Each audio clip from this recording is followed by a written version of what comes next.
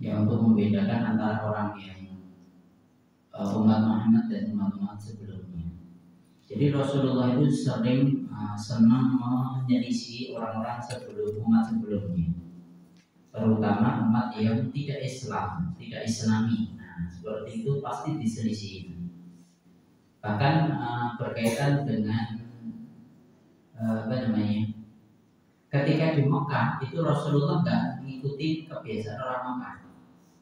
Begitu pula ketika di Madinah itu tidak mengikuti orang-orang Yahudi di Madinah. Jadi seperti itu untuk menyelisih orang-orang yang bukan Islam. Jadi seperti itu. Ini nanti kaitan dengan rambut. Kadang Rasulullah pernah rambutnya panjang, iya. Karena di Mekah tidak biasa panjang, maka Rasulullah memanjangkan rambut di Mekah. Jadi seperti itu. Nah, bahkan sigra aneh, Rasulullah pernah sigra pinggir, pernah sigra tengah. Nanti kaitan dengan hadis-hadis itu ada semuanya. Dan itu pun kenapa kok pernah melakukan itu semua? Ya ini boleh, tapi ya itu dilakukan karena untuk menyelisih orang yang ada di sekitarnya. Kebanyakan bersigra pinggir atau tengah, dan yang biasa sigra pinggir itu orang enggak Islam, ya saya di tengah. Nah, ketika pindah di Madinah, jadi yang orang laksana sigra tengah atau tak sigra pinggir. Jadi seperti itu. Untuk menyelisih, kembali lagi untuk menyelisih orang di luar Islam. Selanjutnya sekarang kita bahas tentang bab buka puasa. Sunnah menyegerakan iftar. Wan Sa'id bin Sa'id radhiyallahu anhu anna Rasulullah sallallahu alaihi wasallam bahwasanya Rasulullah sallallahu alaihi wasallam bersabda, la yazalun nasu bi khairin ma'ajalul fitrah. Muttafaqun alaih. Manusia senantiasa dalam kebaikan selama menyegerakan iftar, buka puasa. Muttafaqun alaih. Jadi kalau kita ingin dalam keadaan baik, kita ikuti sunnah Nabi ini. Kita mengikuti sunnah Nabi ini harus segera buka, adzan buka. Bahkan muadzin itu adzan sekali takbir dulu, Allahu Akbar, segera duduk minum dulu boleh, bagus. Jadi seperti itu, aja minum sih ya. Jadi muadzinnya aja minum sih. Jadi adzan dulu, sekali Allahu Akbar, minum satu teguk. Ayo sesuai, piring berbeda. Seperti batal kira, jadi seperti itu. Tapi setelah ada takbir dulu, nanti dia minum satu teguk dua teguk, lanjutkan ada nanggung, lanjut sapir dia berada dulu. Nah, gitu ya. Jadi menyegerakan buka itu seperti itu. Tapi yang perlu diperhatikan adzannya harus tepat, sesuai dengan jadwalnya, jangan dahuluin. Gitu ya. Selanjutnya ruya Nabi Hurairah radhiyallahu anhu an Nabi sallallahu alaihi wasallam qala, dan Nabi sallallahu alaihi wasallam bersabda, qala Allah azza wa jalla berfirman, ahabbu ibadi ilayya ajaluhum fitran. Rawahu Tirmidzi. Hamba yang paling aku cintai itu adalah orang yang paling bersegera melakukan iftar. Paling bersegera di sini bukan dahului adzan ya, bukan asar buka oleh setelah adzan baru buka langsung. Jadi seperti itu. Jadi ini menyegerakan di sini setelah adzan maghrib, tidak harus selesai dulu adzannya. Jadi sudah ada yang adzan, nah itu segera berbuka. Bahkan berkaitan dengan ini, misalnya kita di perjalanan, kita memperkirakan kira-kira belum tekan karena saat dan kan jalannya saat dan, nah itu persiapan bawa minum dulu atau bawa kurma dulu, nanti di jalan segera berhenti buka. Jadi seperti itu caranya. Jadi kita tidak asal gitu saja puasa. Kita harus punya ilmunya dan kita jalankan sesuai dengan sunnah Nabi SAW. Bahkan dalam hadis ini Allah cinta, hamba yang paling dicintai oleh Allah itu adalah ketika hamba tersebut menyegerakan buka puasa. Allah senang seperti itu. Jadi puasa itu dilihat bukan aku sing paling dawa posone atau aku paling pendek posone orang, tapi yang paling sesuai dengan ilmu yang diajarkan oleh Nabi yang mana, lah itu yang paling baik. Itu aja. Sahur itu yang paling akhir, kalau buka paling awal. Jadi seperti itu. Aku sahurku sabungi dulu, misalnya ya bertangi dulu aku rasa sahur neng, bukan seperti itu caranya. Jadi paling akhir sahurnya bagus. Buka juga sama, paling bagus ada segera buka. Bukan kok tak isak wae aku jadi kuat kok. Enggak ada kaitannya nih tambah terus tambah pahalane orang. Sing tambah pahalane ketika mengikuti sunnah Nabi. Jadi seperti itu. Bukan tambah lama terus tambah pahalane tambah gitu aja enggak.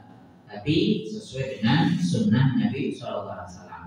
Wallahu ta'ala alam bisawab. Saya punya teman di Pasar Jumat sini, dia Arab jamaah. Menurut mereka kan membahasakan perlawanan Arab itu kan jamaah.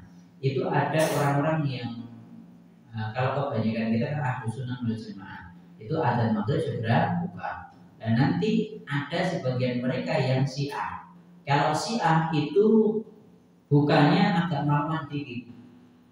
Jadi tidak adzan maghrib langsung segera buka, tidak, pasti mundur sedikit.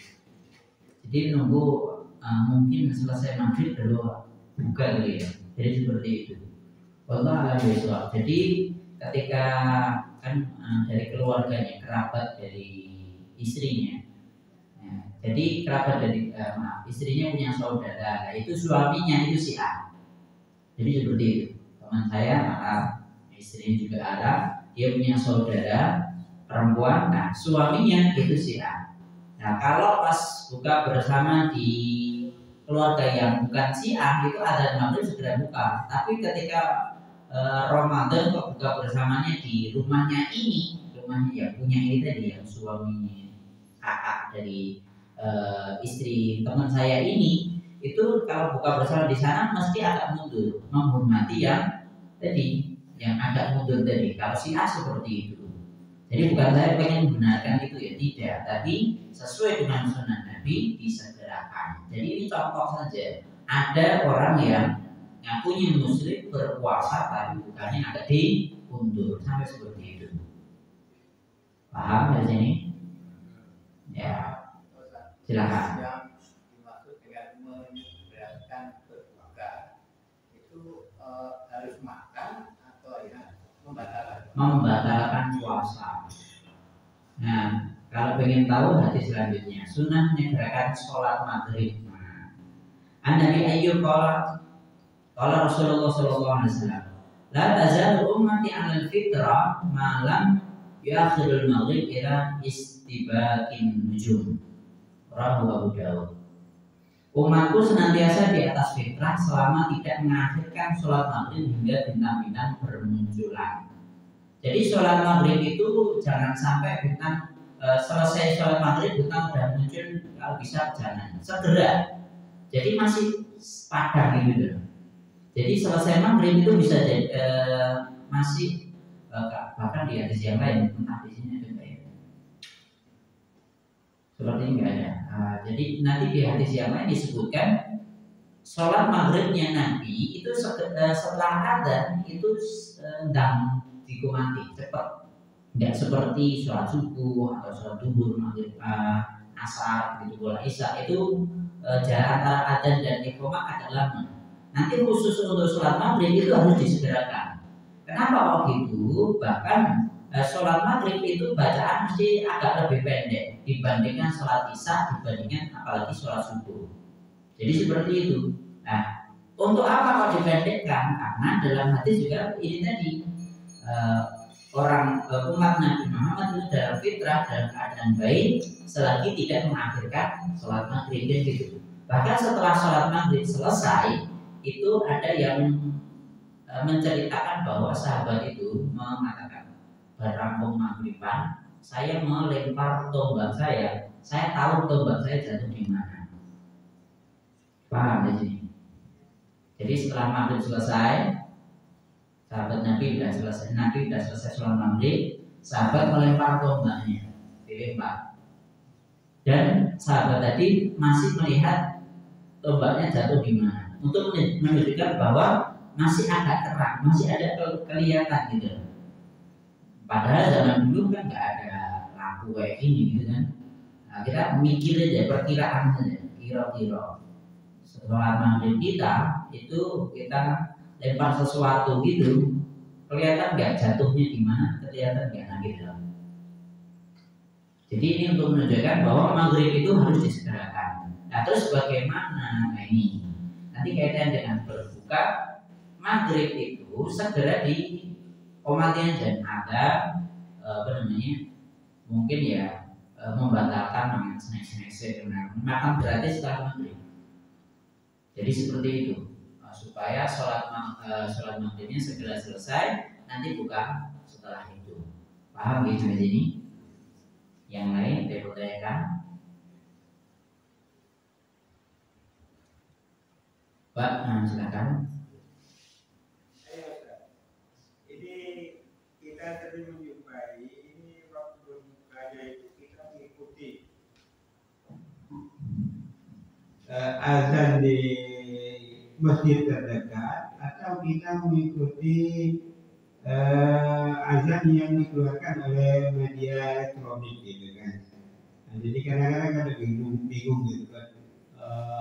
Di masjid azannya udah terlalu awal gitu kan, sedangkan di media elektronik itu agak mundur gitu. Nah, kita mengikuti yang mana nih yang baik itu, demikian.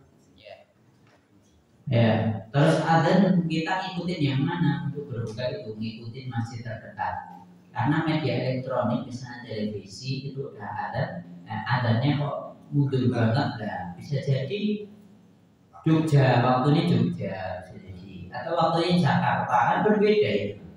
Pasti akan ada selisih 1 menit 2 menit itu. Kalau Jogja sepertinya berapa menit? 7 menit atau? Jogja sama Solo Ya selisih 1 menit 2 menit ya gitu aja. Jadi masih ada selisih itu. Jadi seperti itu. Nah, selain itu kan ya apa namanya kita ngikutin masjid terdekat. Kita ngikutin masjid terdekat. Nanti lebih jauh pasti akan selisih kan lebih banyak. Ngikutin masjid terdekat. Cukup? Tapi kalau di HP itu kan kecamatan aja disebutkan di jebret sekian, kecamatannya sekian. Itu gimana ya? Nah, jadi ini kita ngikut yang terdekat aja udah. Ikut yang terdekat dan terdekat inilah yang nanti bertanggung jawab atas adanya tadi. Dia yang bertanggung jawab. Makanya itu harus tepat, jangan asal. Bahkan kalau kode-kode tepat kok antara masjid satu dan yang lainnya itu nggak selisih jauh. Cuman selisih berapa detik, sini ada sana tenang. Itu pasti seperti itu. Nek bener lebih. Nek jenengan ada kok liyane urung ada, nah bisa jadi masjidnya salah.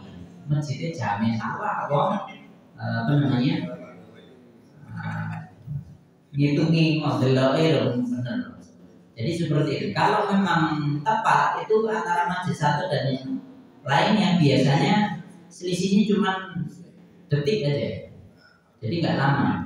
Jadi seperti itu. Kita ngikutin yang terdekat. Terdekat itu dalam artian pokoknya telinga dengar itu. Iya, telinga dengar. G.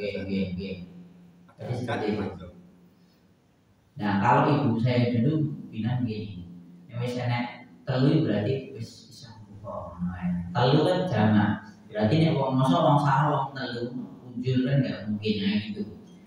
Jadi cara bodone ngono wae. Siji kok ini keadaan dewi kalian dengan sing ngaten harus nah gitu aja logis gitu aja wis sekarang gue mikir apa itu ibu saya dia nggak belajar apa namanya nggak pernah belajar di pondok yang penting cara logis gitu aja nggak pakai nah itu tadi ngerti ya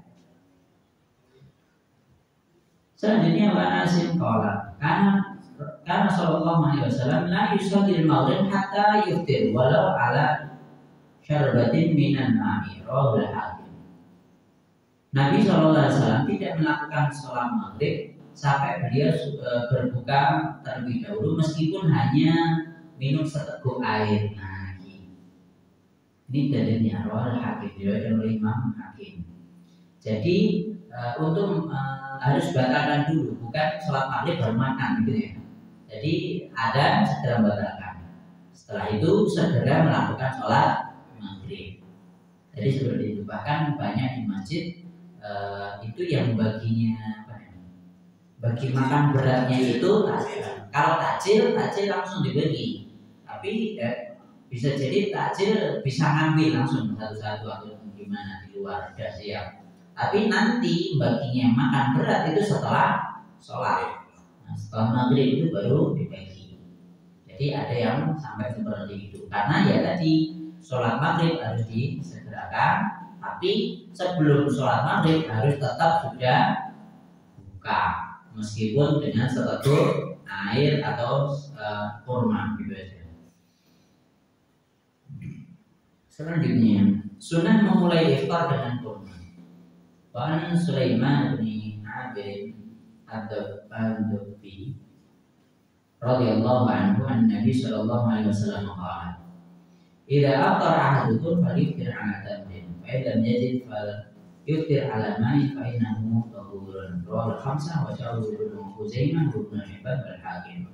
Hadisnya masyhur, intinya kalau berbuka sebaiknya menggunakan kurma, kalau nggak ada maka dengan air karena itu mensucikan. Wallahu ta'ala alam bisawab. Mensucikan di sini membersihkan apa yang ada di kerongkongan kita ini, dibersihkan dulu. Wallahu a'lam bisawab.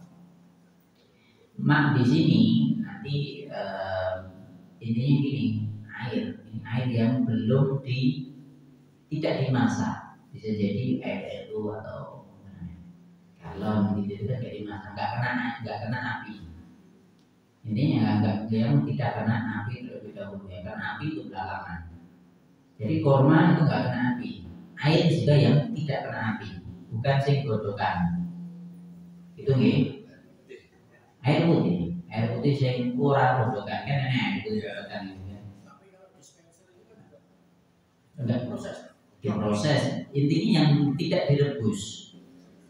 yang tidak direbus. Wallahu a'lam bishawab. Ini pendapat ulama saja. Itu nggih. Air putih di sini bukan susu. Air bening ya. Diskuilah ngomongnya. Kalau dudu susu, air putih tadi dudu susu. Apa wis santen. Dudu sing kono kuwi. Paham nggih? Nah, saja. Doa iftar mustajab. Anak Abdullah bin Amr bin As yaqulu qala Rasulullah sallallahu alaihi wasallam bersabda, "Inna lis-sha'im inda fitrihi la da'watun ma turadu." Rawahu Majah. Wa fi zawaid isnaduhu sahihun li anna Ishaq bin Abdullah bin Harith qala An-Nasa'i laysa bi ba'sun qala Abu Jarrah thiqatun. Sungguh orang yang saum saat iftar memiliki doa yang tidak ditolak, maksudnya doa yang mustajab. Menurut di sini riwayat Ibnu Majah dan sanadnya sahih. Nah, jadi ketika berbuka di waktu-waktu dekat dengan buka ini waktu mustajab.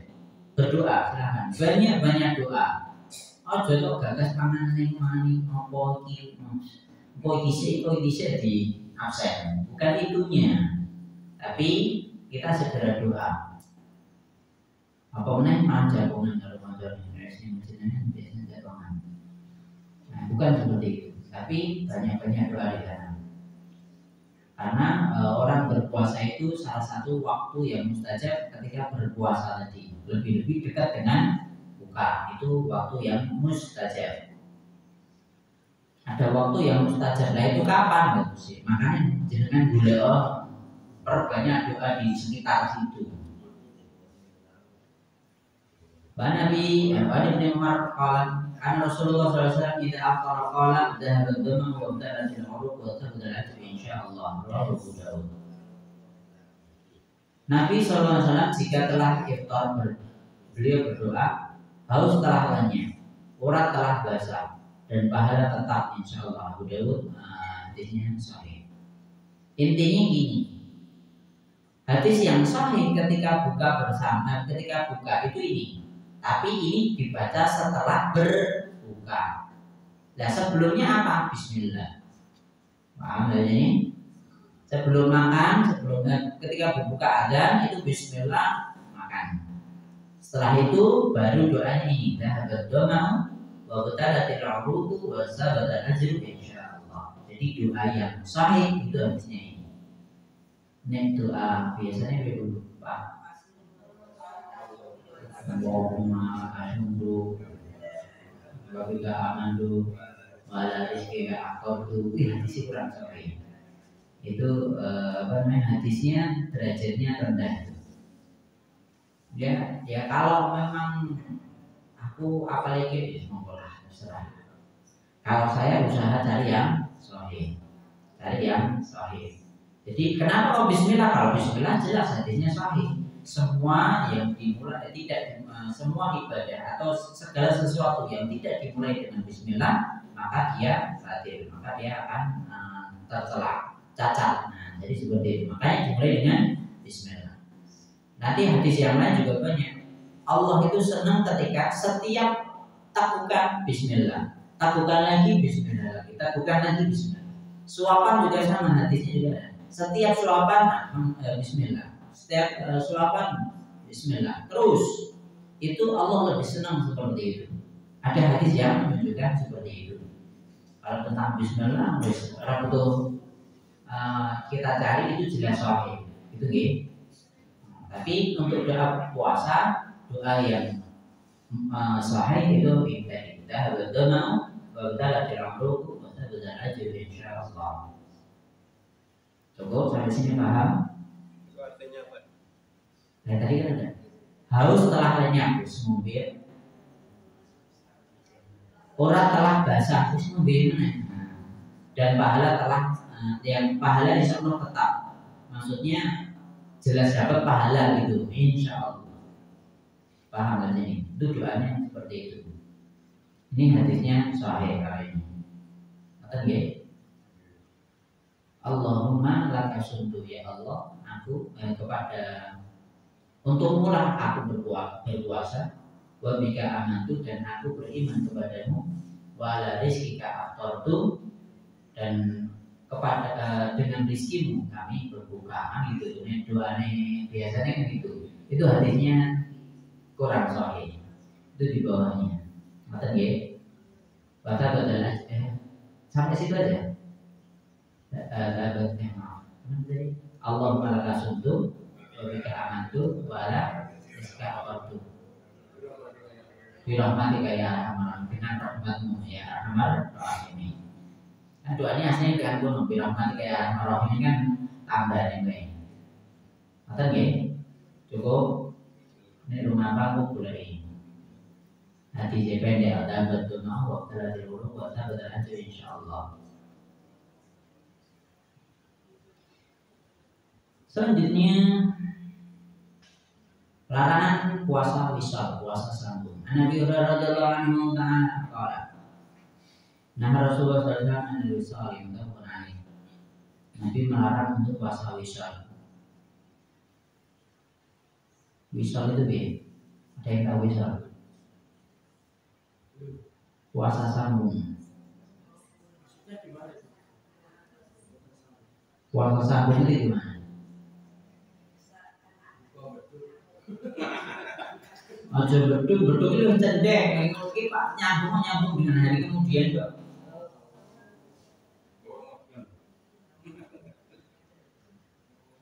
Lanjut sih, tadi kan nanti sih.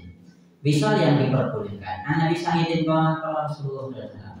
La tuwasilu fa'iyyukum arada yuwasil falyuwasil hatta syahur. Ini lastu kahiyatikum ini abidu li mut'imun yud'imuni wasakin yaskini. Rawahul Bukhari. Jadi kan pertama tadi hadisnya kan nggak boleh puasa wisal. Kalian dilarang untuk puasa wisal. Nah, terus hadis selanjutnya janganlah kalian puasa wisol. Namun jika kalian pengen puasa wisol, yang diperbolehkan itu adalah sahur, semua sahur, ora buka, terus yo ora sahur meneh, yo nek ngono ki nek Nabi iso nambah neh iso. Tapi nek kita sebagai umatnya enggak boleh. Sahur, engkau ketemunya sahur meneh. Buka ora buka. Paham gak ini? Di sahur, ya terus sahur, kan sahur meneh. Kan sahur meneh. Nunggu ora oleh. Enggak boleh apa? Kalaupun terpaksa sing mulai ya berbuka. Nek Nabi ora, rong dino, sak senenge Nabi. Tapi kenapa kalau Nabi bisa seperti itu? Pak ini lastu kahai hatiku, karena aku nggak sama seperti kalian. Bedanya apa ini? Ini Nabi itu limutaimun yut'imuni. Karena ketika aku tidur malam, itu ada yang ngasih makan aku. Wasakin yeskini, dan juga ada yang ngasih minum aku. Wis, mas turu yang ngasih minum minum Nabi. Pilih dulu buat tanam orang, pokoknya Nabi ngomongin menurui. Makanya Nabi wisol kuat, wisol bahkan wisolnya Nabi itu sahur, oh baru buka orang, sahur diurannya. Pasturnya sini mana? Pasturnya sini mobil, ada ini.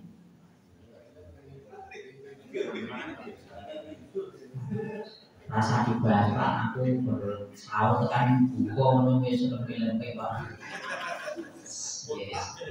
Yes, ya. Larang berkata dan berbuat batil saat sahur. Nah ini jelas biasanya. Jadi puasa wisol dalam apa ini? Intinya itu dilarang kecuali kalau pengen nyoba ya apa-apa, tapi tetap harus sahur lagi. Ini Nabi orang apa-apa. Mungkin, tapi nek kuat, tapi nek saran saya misalnya ada umumnya kayak buka-buka, kayak rasa kemati berarti rumah sakit dengan kuat,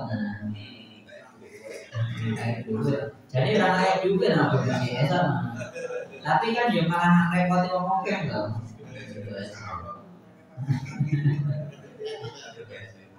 Ya. Kita lanjutkan dulu. Larangan berkata dan berbuat batil saat sahur. An Nabi Sa'id radhiyallahu anhu Rasulullah SAW, "Man lam yada' qawla zur wal 'amal bil jahla wa laysa lillahi 'adadun bi an yada' ta'amahu wa syarabahu." Rawahu Abu Dawud. Hadis masyhur banget. Siapa yang tidak meninggalkan perkataan batil, amalan batil dan kebodohan, maka Allah tidak perlu kepada saumnya dari makan dan minumnya. Hadis riwayat Bukhari, hadisnya sahih. Intinya kalau jenengan poso ibadah posone iya tapi masih melakukan kebatilan, itu Allah nggak butuh dengan puasamu. Jadi larangan berkata dan berbuat batil ketika berpuasa. Tapi perlu diperhatikan, ini di luar puasa pun bukan berarti terus bully gitu enggak ya? Masalahnya ngomongnya mikirin poso loh, karena ngapusi dulu. Dari mana poso oleh ngapusi? Nah, paham gak ini? Jadi ini sebenarnya larangan untuk selain bulan puasa itu juga sama. Lebih-lebihnya jenengan di bulan puasa kalau jadi menunggu, Allah butuh poso. Maksudnya apa? Dipakai poso. Makanya kalian jenengan poso perbaiki tenangan. Kok izin keluar omongan kotor, perbuatan batil yang jelek, maksiat atau kebodohan, hal yang bodoh, Allah nggak butuh dengan puasa. Paham ya sampai sini? Tapi jangan salah arti, jangan disalahartikan seperti tadi ya. Jadi ini bukan larangan untuk ketika puasa saja. Itu kalau mau soal sisi ya, bukan untuk itu, enggak. Tidak boleh. Selanjutnya, boleh mencium saat saum. Aisyah radhiyallahu taala anha qalat, kana Nabi sallallahu alaihi wasallam yuqabbilu wa huwa sha'imun wa yubashiru wa huwa sha'imun walakinahu kana amlakukum li ilmi. Nabi sallallahu alaihi wasallam biasa mencium istrinya saat puasa. Jadi saat puasa nyium istrinya boleh. Bahkan memegang kulit istrinya saat puasa. Namun beliau adalah orang yang paling menguasai syahwatnya di antara kalian. Muttafaqun alaih. Paham ya sampai sini? Intinya nyium pipi istri boleh, nyium istri boleh, megang istri ya nggak apa-apa. Yang penting ada kebablasan. Cukup ya? Puasanya orang batal. Jadi ketika nyium itu aja nggak batal. Kecuali kalau sampai jima ya jelas batal, plus harus puasa, dendanya puasa 2 bulan berturut-turut. Itu dendanya puasa 2 bulan berturut-turut. Mulai kurang rong dino batal nih, membayani nih. Nanti berturut-turut. Hah? Ya sepiro. Ya orang yang mengimbang. Malam-malam nggak apa-apa, boleh. Yang ini siang hari, nggak kaitan dengan siang hari boleh. Malam hari boleh jima, boleh ngumpul. Dari mana? Surat Al-Baqarah boleh.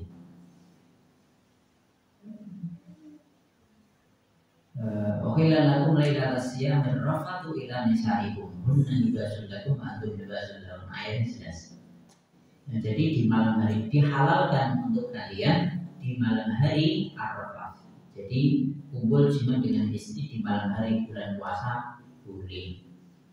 Gitu ya? Paham ini? Nek siang hari haram mutlak, tidak boleh. Kalaupun itu dilakukan harus puasa 2 bulan berturut-turut. Ramadan bersebulan dengan melanggar sepeng bisa, berarti tambah 2 bulan dengan bosnya. Nah, kita ini sebut 2 menit rabu doa.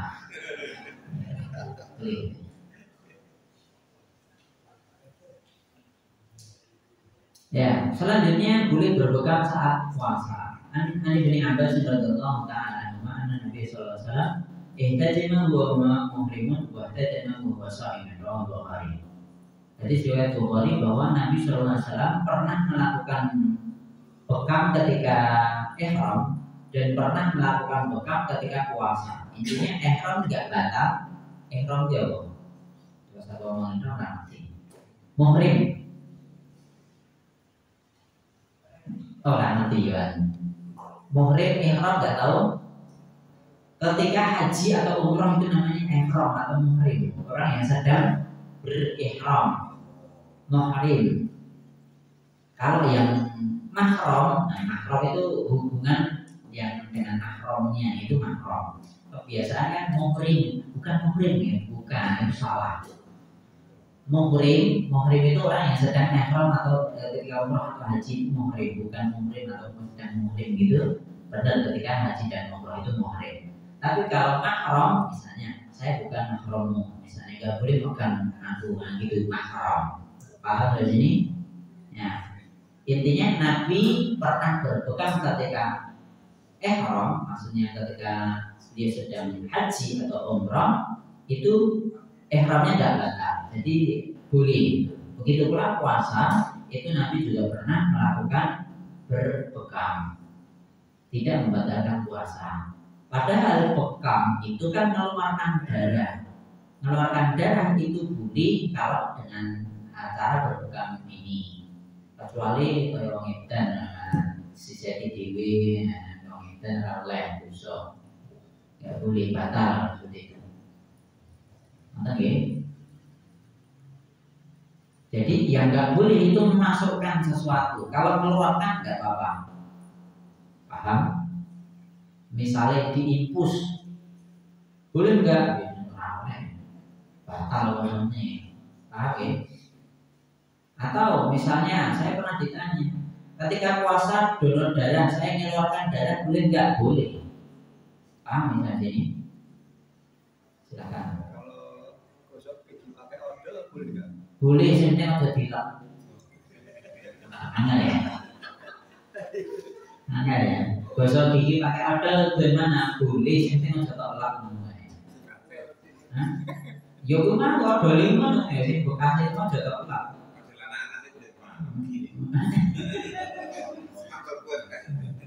Yang aja di berarti memasukkan sesuatu itu yang nggak boleh, tapi kalau gosok gigi boleh. Oke.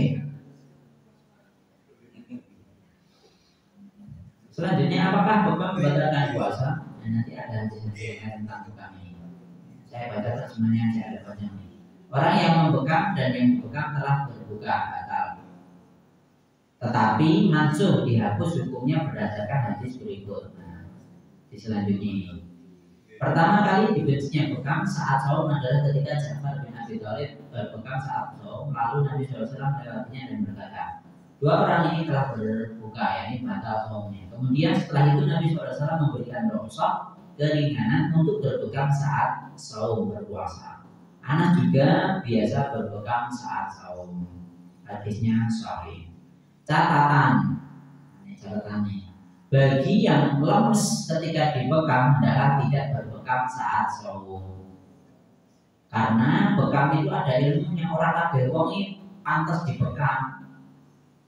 Sing pantes dibekam iki biasanya sing darah tinggi, sing pokoknya darah ngono ya nanti bekam mati.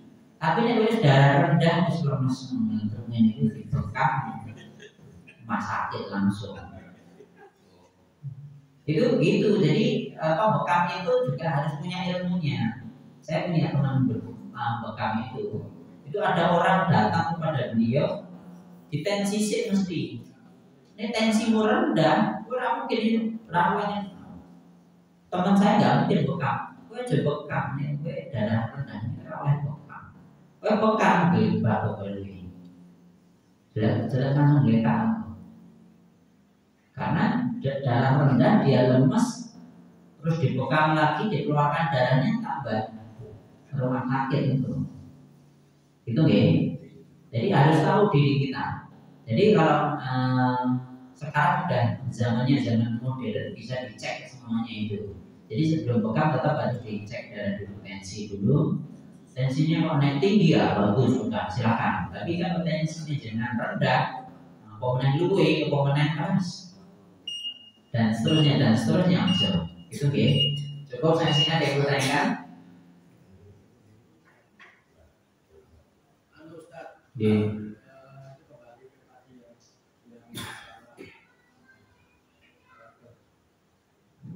Ketika puasa berpegangan dengan istri, itu seandainya itu timbul nafsu itu apakah tidak dibatal? Apa batal? Jangan yang tahu nafsunya bisa dikirim kurang baik. Yang penting tidak melakukan. Kau zina dalam hal ini. Yang penting tidak dilakukan.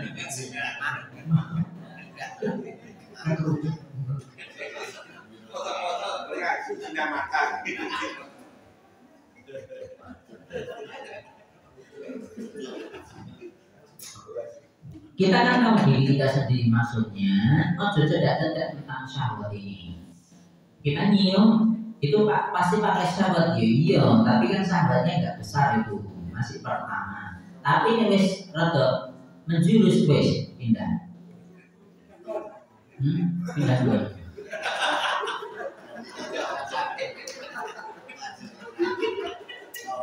Boleh duit neng untuk kau berapa?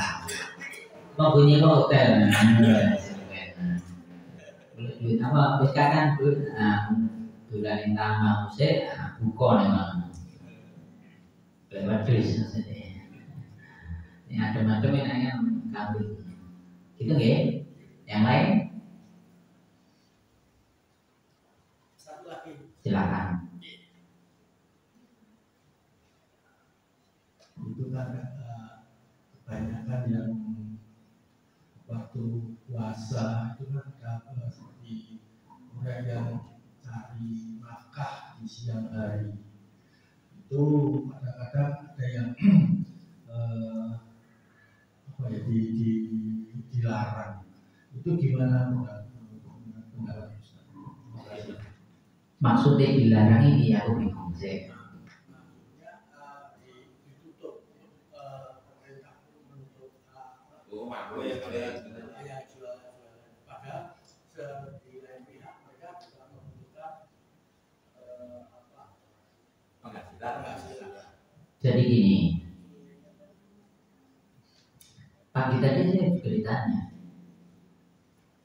jamaah Masjid Baitur Rahmah, Pak aku di nek poso apakah harus tutup Pak? Aku jawab ya hati-hati, bingung. Jadi gini, kita buka itu, misalnya ini kan jelas untuk makan gitu. Kita buka di situ ya untuk nyediain orang yang tidak puasa. Jadi seperti itu, nyediain untuk orang yang tidak berpuasa. Nah, tapi kewajiban jenengan dengan buka, jenengan harus teliti. Misalnya tadi cilik SD mungkin, melipir neng jenengan ya jadi terbi. Kan dia baru latihan puasa kan, mampir jenengan. Juga es, berarti dengan ada apa namanya pembolehan untuk tidak puasa ini yang salah. Jadi dengan itu juga harus teliti sendiri. Iki kira-kira dia puasa apa enggaknya gitu harus dilihat. Paham ya dari sini? Jadi kalau ditanya haram apakah haram untuk buka warung, ya sebenarnya tidak haram, cuma kita jangan memfasilitasi untuk orang-orang tidak berpuasa gitu. Karena kan yang puasa memang ada, tapi kan muslim sekalipun kalau perempuan pas prai namanya dia tetap puasa toh. Misalnya atau punya anak atau sedang hamil atau sedang menyusui, itu kan dia juga ada udzur untuk tidak berpuasa gitu. Kalau seperti itu masa ya terus kalau warung tutup terus piye kan yang sakit ya. Jadi seperti itu. Jadi hukum asalnya saja nih yang boleh-boleh saja. Boleh-boleh saja, cuman ya bukamu coba ya pas apa namanya pas selain hari biasa selain bulan Ramadan tetap buka. Ya selain itu nih aku mengharamkan untuk buka, nah aku ya nanti kerjaan dia paham jadi ini. Jadi pemerintah pun juga harus bijaksana ketika menjalankan hal yang seperti itu. Maksudnya ya, paham ya sini ya. Jadi yang penting kita tahu sendiri lah. Nah, justru yang perlu diperbaiki itu adalah laki-laki yang bekerja dan dia meninggalkan puasa dengan alasan kerjaannya ini yang sering terjadi justru seperti itu. Jadi dia masih muda atau udah bapak-bapak ini dia puasa terus dia pergi ke heknya makan. Nah ini juga perlu ditanyakan kau kemana makan? Kamu muslim kan gitu. Itu sering terjadi. Alasannya saya bekerja saya kerja keras dan kerja berat kerja pakai otot dan seterusnya. Itu bukan jadi alasan.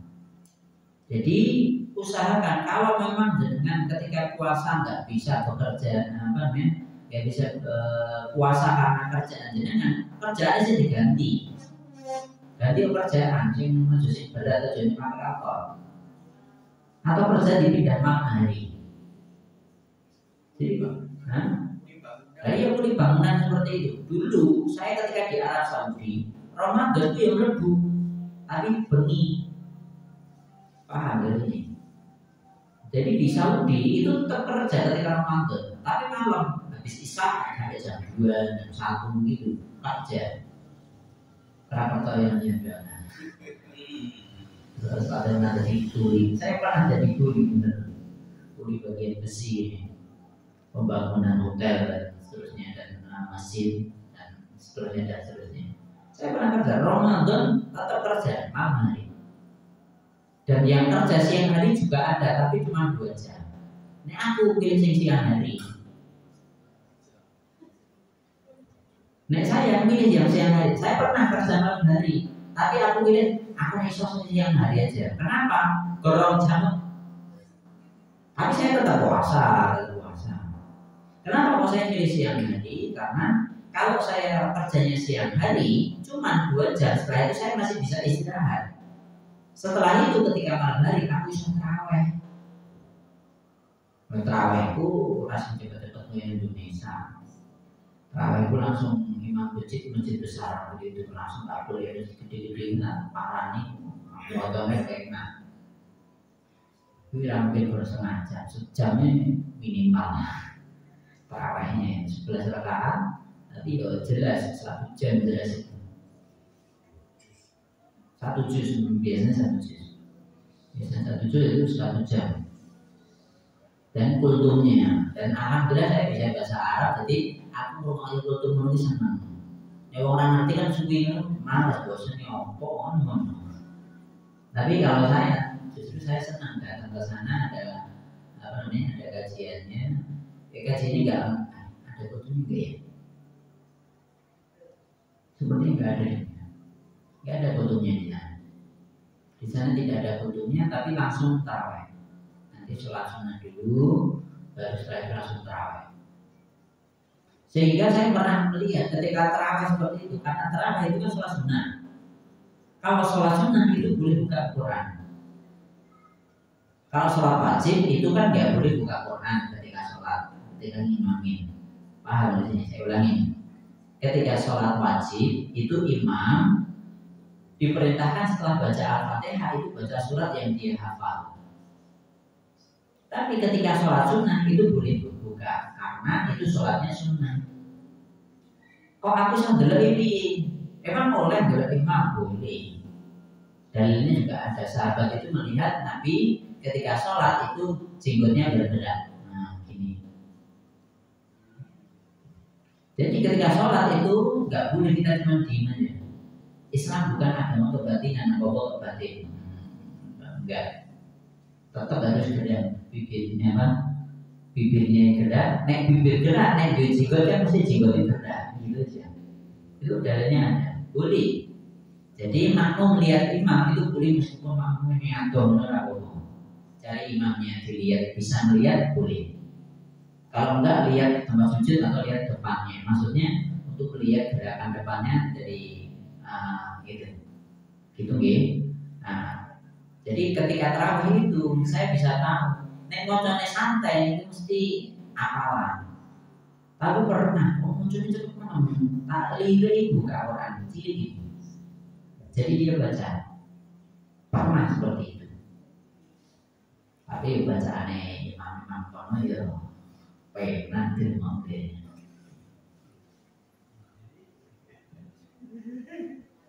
Selain itu ketika sore hari saya bisa belajar dengan guru di masjid besar itu juga. Jadi sore hari kayak TPA tapi wis gede-gede. Jadi SMP, SMA, ada yang tua-tua. Saya kerja dulu, jadi saya juga ngikut. Saya ikut ke sana, nanti belajar baca Quran. Ustadznya dosen-dosen kampus sekitar situ. Jadi langsung dosen-dosen kampus sekitar situ ada di masjid besar itu, saya belajar dengan itu. Bahkan saya punya ijazah dari belajar itu. Sampai saya juga dapat hadiah jam bagus, sampai sekarang masih bagus, mahal harganya. Nah, jadi hadiah itu hadiah gratis. Wong-wong apik-apik minta ampun. Jam waktu itu tak dalam yang internet harganya 2 juta lebih. Itu bagi setiap murid dapat. Itu habis asar ada seperti itu saya belajar. Terus nanti buka bersama di sana juga ada buka bersama. Nah, nanti sekalian nunggu bisa tarawih. Itu pulang jam 9. Lihat udah kerja, aku pulang mulai turun. Lihat udah mulai kerja jam 2, jam 3. Rame-rame aku tangki sahur, nanti selesai.